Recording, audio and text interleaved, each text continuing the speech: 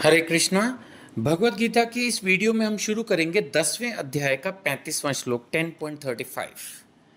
भगवान इस श्लोक में बता रहे हैं कि मैं सामवेद के गीतों में वृहत साम हूँ।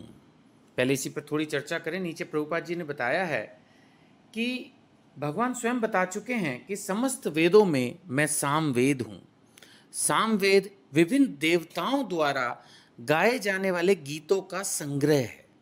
यानी सामवेद में क्या है कि जो बहुत सारे देवताओं ने भगवान की प्रशंसा में और इस तरह से अनेक जो गीत गाए हैं वो गीतों का संग्रह है। उनमें से एक है वृहत्साम। प्रभुपाद जी लिख रहे हैं इसकी धुनी जो है वो सुमधुर है और ये अर्धरात्रि में गाया जाता है। यानी कि जो सर्वश्रेष्ठ गीत है, एक तरह से ऐसे समझ लीजिए, भगवान ने कहा है कि वो मैं हूँ। इसी तरह से भगवान ने कहा है कि मैं छंदों में गायत्री हूँ। यानी गायत्री महामंत्र के बारे में बात कर रहे हैं।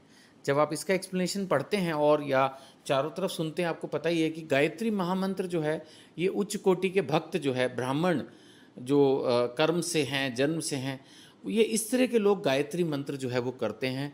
और जो इसको प्रॉपरली सही नियम विधि विधान से कर रहे हैं वो भी भगवान के धाम को इस मंत्र के जप से प्राप्त कर सकते हैं। वो बात अलग है कि हम हमेशा हरे कृष्ण महामंत्र के जप का प्रावधान करते हैं, क्योंकि उसमें कोई नियम आदि जो है वो नहीं लगते हैं। तो इसलिए कलयुग के लिए जो महामंत्र है वो हरे कृष्ण महामंत्र ही बताया गया है। तो इसीलिए सभी लोग हरे कृष्ण महामंत्र ही जपते हैं। लेकिन गुरु के निर्देशन में अगर गुरुदेव कहें तो हम गायत्री महामंत्र भी कर सकते हैं। और ये ज़्यादातर, जैसा मैंने कहा, सात्विक गुणों वाले उच्च कोटि के भक्तों के लिए होता है गायत्री मंत्र। इसके आगे भगवान कह रहे हैं महीनों में मैं कौन सा महीना हूँ? मार्गशीर्ष महीना हूँ। ये कब होता है? नवंबर एंड दिसंबर में। ये महीना अगर आप गूगल करेंगे तो आप पाएंगे कि ये जो है बेसिकली भक्ति की शुरुआत करने के लिए या भक्ति के एंगल से ये सबसे अच्छा महीना माना जाता है। इसलिए भगवान ने कहा है कि समस्त महीनों में मैं मार्गशीर्ष महीना हूँ और समस्त ऋतुओं में फूल खिलाने वाली बसंत ऋतु हूँ। यानी अगर आप देखोगे ना तो पढ़ते जा रहे हो तो आपको लग रहा है कि जो कुछ भी बेस्ट है ना वो स्वयं कृष्ण है, उनका ही विस्तार है। एक तरह से वही अपने आप को, जो बेस्ट है, कृष्ण तो वैसे भी बेस्ट है, तो वही अपने आप को हर बेस्ट चीज में एक्सपैंड करते हैं। 36वां श्लोक, इसमें भगवान कह रहे हैं कि मैं छलियों में जुआ हूं। बताओ, यानी कि भगवान ये कह रहे हैं कि जो कुछ भी बेस्ट है, चाहे खराब चीज़ है तो फिर खराबतम मैं ही हूँ। तो भगवान ने कह दिया कि भाई जितने भी छल कपट हैं उनमें ये जो जुआ है ये सबसे टॉप है और ये मैं हूँ। तेजस्वियों में तेज हूँ और जो ताकतवर लोग हैं उनमें विजय, साहस और बलवानों का बल भी मैं ही हूँ। यानी कि जो कुछ भी मैंने जैसा कहा सर्वश्रेष्ठ है। तो इसका मतलब जब हम भक्ति करते हैं तो ये सारे सर्वश्रेष्ठ गुण अपने आप स्वतः हम में आ जाते हैं। स्वतः भगवान हमें इतनी मानसिक ताकत दे देते हैं। शारीरिक तो पता नहीं, कहीं सोचो कि अभी हम मंत्र करेंगे तो उसके बाद हम 500 किलो भी उठा लेंगे, पहाड़ से कूद जाएंगे, अग्नि में घुस जाएंगे, ऐसा नहीं होएगा। लेकिन मानसिक ताकत इतनी आएगी कि आप किसी भी स्थिति विपत्ति में बिल्कुल धीर मनुष्य की तरह उससे बाहर निकल आओगे। वो ताकत भगवान आपको जरूर दे देते हैं। अब हम 37वां श्लोक पढ़ेंगे। यहाँ भगवान कह रहे हैं कि मैं वृष्णि वंशियों में वासुदेव हूँ।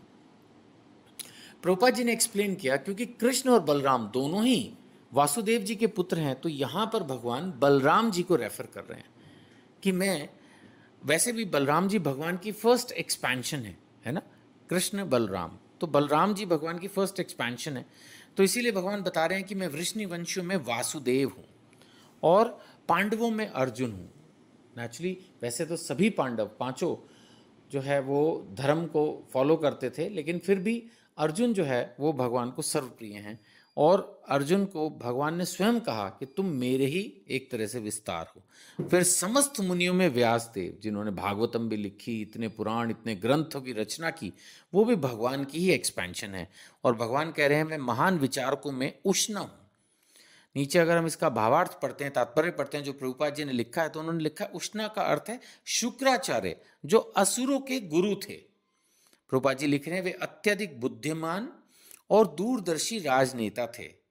इस प्रकार शुक्राचार्य कृष्ण के ऐश्वर्य के स्वरूप हैं। यानी वो भी, ये जो शुक्राचार्य हैं, जैसे मैंने अभी बताया कि वो असुरों के गुरु थे, ये भी स्वयं कृष्ण की ही एक्सपेंशन है। तो आप देखते हैं ना कि कभी कभी बहुत बड़ी बड़ी लीलाओं में इन सब लोगों के रोल्स रहते हैं। तो ये भगवान की एक्सपेंशन है, और भगवान ही उनको अपने लीलाओं में अलग अलग रोल्स में इंक्लूड करते रहते हैं। ये सब भगवान की लीला है, सब भगवान की लीला है। हरे कृष्णा।